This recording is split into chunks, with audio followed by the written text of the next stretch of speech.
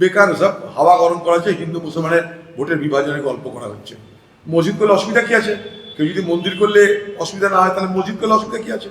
এখানকার সংখ্যালঘু মানুষ, ধর্মপ্রাণ মানুষ, তারা মসজিদ করতে চাইলে আমাদের প্রতিবাদ করা কি আছে, আপত্তি করা কি আছে? তোমরা যে মন্দির করছো তাতে তো কেউ আপত্তি করেনি। এগুলো কিছু না। নির্বাচনের আগে পশ্চিমবঙ্গে হিন্দু মুসলমানের ভোটের বিভাজন হবে, সেটা করতে হবে। সেটা করার জন্যই এইসব আওয়াজ উঠবে। বাকি কোর্টে যখন জিজ্ঞেস করবে কেন্দ্রীয় বাহিনীকে যে আপনাদের মতামত বলুন, কেন্দ্রীয় সরকার বলছে না, আমরা মসজিদ যখন হবে আমরা পাহারা দেব। এই তো কেন্দ্রীয় সরকারের মনোভাব, রাজ্যের মনোভাব। কেউ কি বাধা দিচ্ছে না কেউ কারোর বিরুদ্ধে ব্যবস্থা নিচ্ছে? তাদের দলের এমএলএ তাকে সাসপেন্ড করেছে। যেদিন সাসপেন্ড করেছিল সেদিনই আমি বলেছিলাম, এক্সপেল তো করেনি।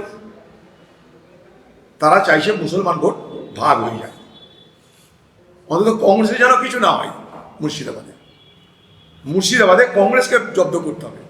কংগ্রেসকে হারাতে সাম্প্রদায়িক দাঙ্গার যেমন করা হয়, তেমনি আগামী দিনে কংগ্রেসের ভোট ব্যাংকে খাম করতে আবার তাদের দলের লোকদের দিয়েই নানা রকমের অপচেষ্টা, নানা রকমের ষড়যন্ত্র চলছে এবং চলবে।